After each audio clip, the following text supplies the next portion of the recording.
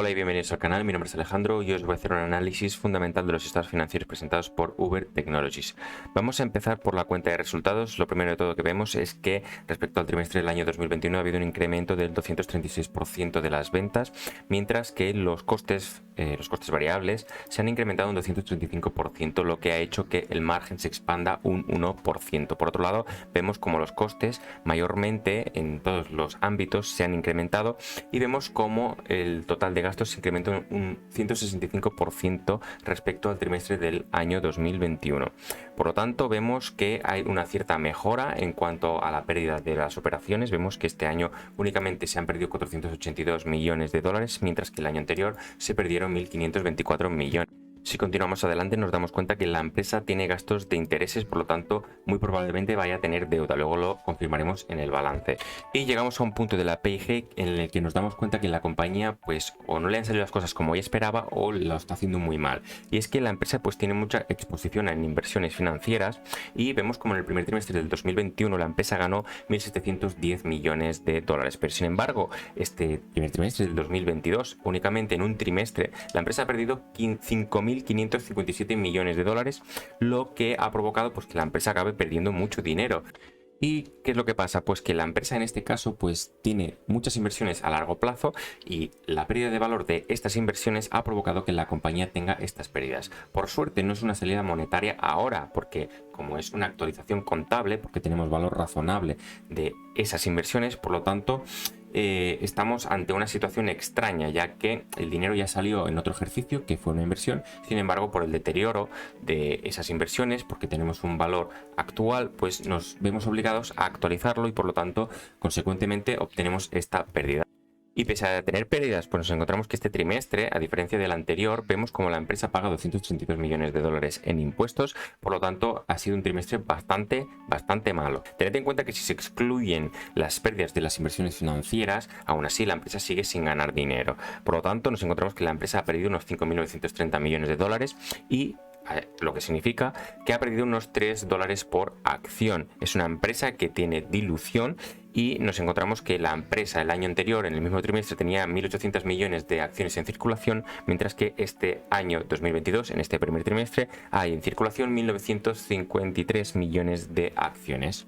Y de la cuenta de resultados nos vamos al estado de flujos de efectivo, donde vamos a poder valorar qué es lo que ha hecho la compañía con su efectivo o cash. Vemos que la empresa en términos generales ha generado unos 15 millones de dólares este ejercicio, este primer trimestre del año 2022, de los cuales ha invertido 135. Ya vemos que hay una mayor salida de efectivo de la que se ha generado y además han salido por flujo de financiación unos 113 millones de dólares. Por lo tanto vemos grandes salidas de efectivo respecto a la generación de efectivo por parte de la compañía. Este trimestre pues han habido más salidas. Esto es algo que se repite mucho en la compañía, dado que es una empresa growth, es una empresa que ya habéis visto que tiene pérdidas y se focaliza mucho en su crecimiento. Por lo tanto, es una buena noticia ver que este trimestre de este año, que aun habiendo aumentado mucho las ventas y esta generación de efectivo es muy baja, vemos que ha habido una mejora y por lo tanto esto lo valoro positivamente. Fijaros cómo si tenemos beneficio y amortizaciones, hay gran diferencia entre estas dos partidas y lo que ha acabado generando la actividad. Por lo tanto, podríamos ver que hay bastantes cuentas que acaban alterando pues este resultado final. Mientras más diferencias haya entre beneficios o pérdidas más las amortizaciones, nos daremos cuenta de que hay muchos ajustes contables y por lo tanto pues la contabilidad no es 100% fiable o ha habido muchas modificaciones que acaban siendo confusas y que nos pueden llevar a malinterpretar los estados financieros. Por lo tanto, a tener en cuenta que en este caso, en Uber, no se cumple este requisito que al menos yo tengo en cuenta siempre que analizo una compañía. Por otro lado, vemos cierta contención de la empresa en cuanto a inversiones y salida de efectivo de financiación. Vemos que no paga su deuda porque tendrá vencimientos más a largo plazo, pero también vemos cómo las inversiones se frenan en seco, ya no hace tanto juego con las securities. Supongo que se está arrepintiendo o está viendo pues que no le está saliendo del todo bien este tipo de inversiones y más vale guardar ese efectivo que tiene la compañía de cara al futuro, porque si no se va a ver obligada a necesitar requerir más deuda que ya lo veo un poco difícil, ya veremos en el balance, o bien seguir diluyendo al accionista mediante ampliación de capital. Por lo tanto, el futuro en este aspecto es algo turbio, porque es muy probable que el accionista se vaya a ver diluido a lo largo del tiempo, dado que ya estamos viendo que la empresa por sí misma no está generando efectivo. Por lo tanto, en el caso de una recesión o en el caso de un frenazo de la economía global mundial, muy probablemente esto se acabe repercutiendo o se vea esta misma bajada en la cuenta de resultados de la empresa, las ventas a lo mejor no crezcan al ritmo que se esperaban y por lo tanto los incrementos de la generación de caja de la actividad pues tampoco se vea creciendo en la misma proporción.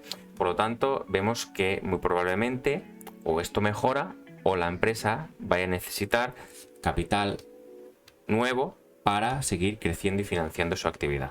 Y al final nos encontramos en el balance de situación. Vamos a analizar este estado financiero pues desde el punto de vista de la viabilidad y el enfoque que le damos siempre atacando el patrimonio neto, porque nosotros queremos que nuestra empresa perdure a lo largo del tiempo, y la única forma de que eso sea así es que el patrimonio neto sea positivo, dado que una empresa con patrimonio neto, ya hemos visto excepciones cuando la empresa pues recompra muchas acciones, crea un déficit de patrimonio neto o de equity, pero en este caso nosotros siempre queremos que nuestra empresa tenga un patrimonio neto positivo. Por eso mismo vamos a ver cómo se está desarrollando la compañía. Vemos cómo la caja se ha disminuido respecto al año anterior, vemos que el fondo de maniobra es positivo, el activo corriente es muy similar al pasivo corriente, están en unos valores muy a la par. Vemos que el activo corriente es un 26,40% del balance o activo total, y por lo tanto en este sentido parece ser que a corto plazo la empresa va a ser capaz de hacer frente a todos los vencimientos que puedan llegar.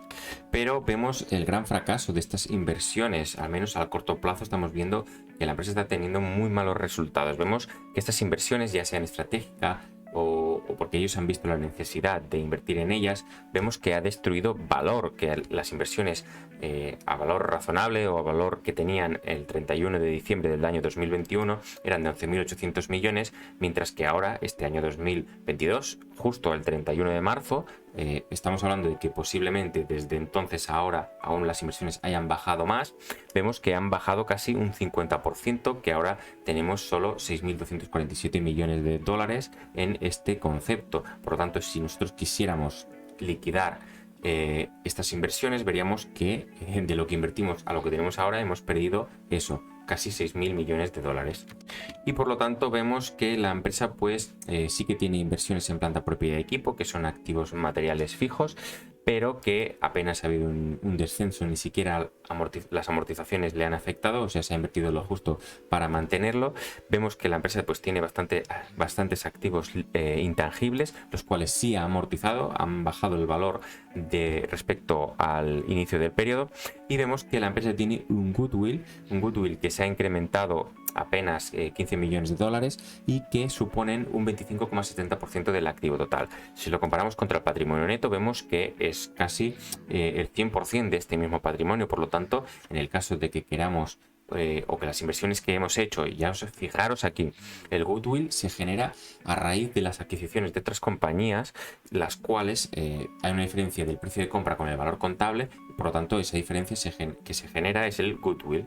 Vemos que esas adquisiciones pues han generado esta partida contable aquí, que son unos 8.435 millones de dólares, pero vemos que las inversiones que tenemos, que no hemos consolidado porque no tenemos el control de ellas, pues se han deteriorado. Pues muy probablemente estas inversiones que aquí teníamos o que hemos hecho y que sí que están consolidadas en este balance, pues muy probablemente hayan deteriorado su valor, pero sin embargo no estamos deteriorando este goodwill. Con lo cual, a ver qué es lo que dice el auditor en la siguiente auditoría que formalicen. Y si continuamos adelante, nos damos cuenta pues que la empresa tiene deuda a largo plazo, es una deuda que genera intereses, es una deuda con coste. Vemos que esta empresa pues tiene pérdidas y sin embargo tiene deuda financiera, lo cual complica mucho la situación.